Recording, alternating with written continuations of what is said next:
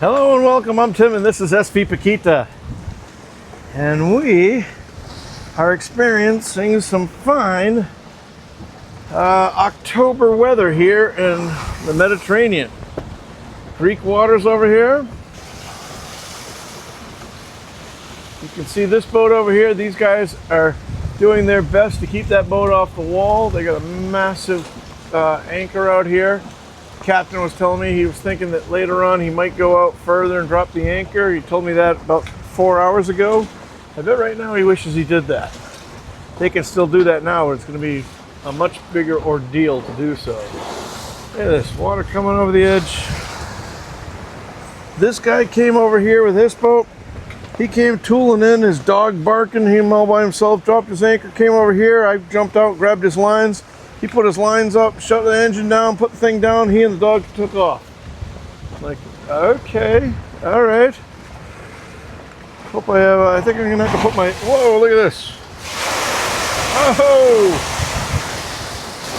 oh, double whammy.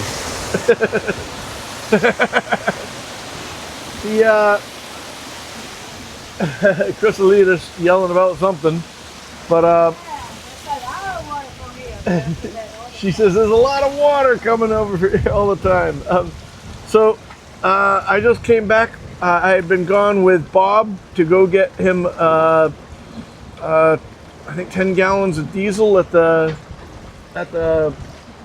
gas station. And while we did that, we got a little laundry done with him.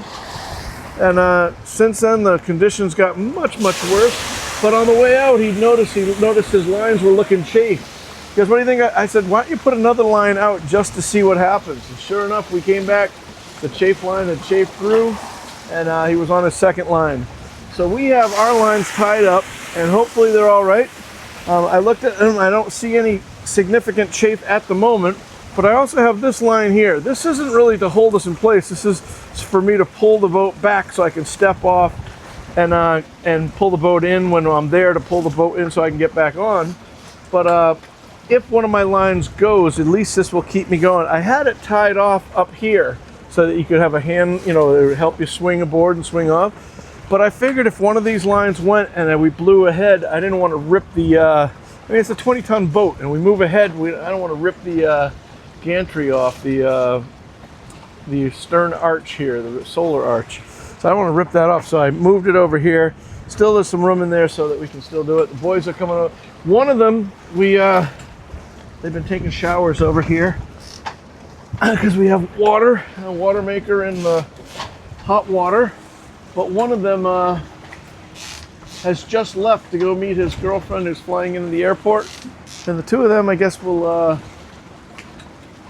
reconnect in an Airbnb tonight. And the other two will come over here and reconnect with a big bowl of chili that I made.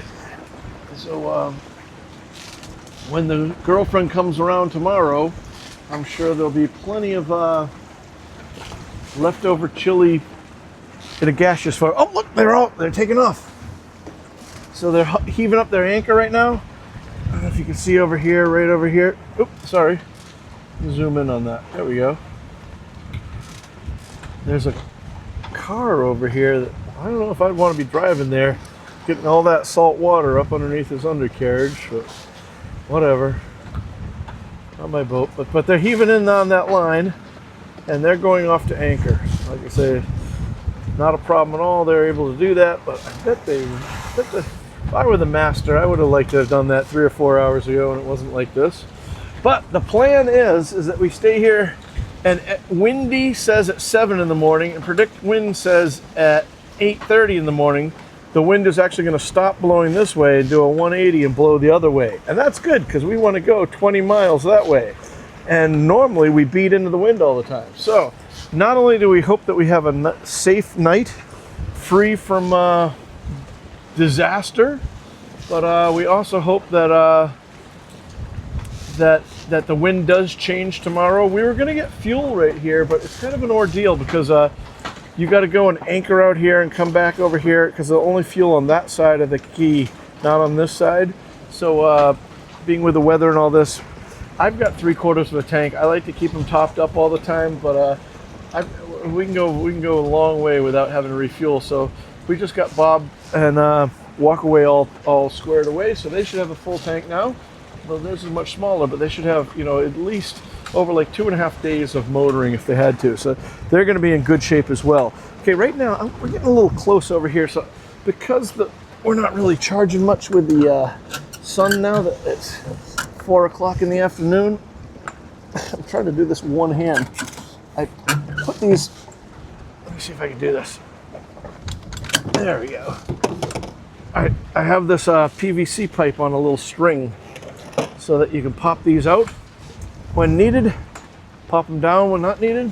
And it looks like we've got plenty of room over here, and this guy he even put midship lines going back, which is the first time we've seen that. But let's go have a look, just because you're coming with me for the first time since I got back with Bob doing the laundry and getting the fuel. But the dinghy looks okay. Doesn't look like it's chafing anywhere. We're still on the towing bridle. The chain looks sort of limp, which is okay because the wind's blowing that way. I'm really glad we're not having this wind going the other way, blowing us onto the quay, because like I say, I ripped the roots out of the bottom the last time. Hope that doesn't happen this time. But anyway, that's it. You can see things are zoom in over here. You see over the seawall there, it's getting nasty. But absolutely, that big boat there, that was just last November it was launched. Brand new boat. Apparently a German owner, an Italian crew. I think they said they had somebody from Georgia. I think Georgia the country, not the state. And Brazilian on board. But great guys. It's kind of fun. They were talking to us. But they're all going to go off to anchor, and they're such a big boat that I don't think they're going to have any trouble out there, and so they'll be able to sleep well at night. Anyway, that's that. Walkaway is doing well. So now I'm going to try to, I don't know how I'm going to relax and all this to get a good night's sleep, because I'm going to be terrified that, did we just break a line? Is the other boat, because it's not just me. If I break a line, it's going to be a problem. I got to fix that. But if he breaks a line, there's going to be a problem. If he breaks a line, luckily he's got midship lines out, so I'm less worried about him breaking a line. But and the way this guy backed in, I think he really knows his boat and knows stuff. So I think everything's going to be all right. This Outremer over here, I don't know if you guys are familiar. This is what they call a performance catamaran, carbon fiber, and probably carbon fiber sails as well, but definitely carbon fiber rigging, carbon fiber mast, boom. This guy was telling us he had been down to Puerto Rico with that. He's a German guy that bought it. It's a French boat, but they are world renowned for being really, really fast. He said he had it up to 24 knots, going across the Atlantic. Unbelievable. You can see they have drop-down center boards where they could put the center boards down when they need to go upwind, or when they're going where they don't need the lateral stability to lift them up and reduce the drag. But they are rocket ships, and the guy was awesome. The guy was really cool. It's my nature to look at a very expensive. I mean, because this boat's probably $2 or $3 million brand new, and so it's my nature to say, that guy doesn't know what he's talking about. Well, obviously the guy completely knows what he's talking about, and he was really cool. And he and his wife came over and talked to us. They were really, really cool, regular people, really cool. And they, he says, yeah. I think he said 24 knots they were doing sustained. He said, he goes, yeah, we got it up that fast. And she's shaking her head. She's like, it was not good. He goes, it's kind of like riding a Hobie cat, just a 55-foot Hobie cat. But anyway, very cool. So anyway, I don't know. You guys see this? Maybe you send me some love. Say a prayer, do something. Look, you can see that guy is still hauling his anchor in. So that gives you an idea of how much chain he has out. Let me zoom in there. Maybe you can see the anchor chain there on the bow. It's still coming in. So he put out a lot of chain. But anywho, that's it. This will be a real test. I don't think I've had the mic in this much wind before, so hopefully you guys are hearing me. But anyway, this is your old buddy Tim telling you from Greece, thank you so much for watching. Really appreciate it. And if you haven't subscribed, please do. Really helps out the algorithm, helps me out, all that sort of stuff. Like, subscribe, do all that YouTube stuff. You know how to do that. If you want to buy us around, it would be wonderful.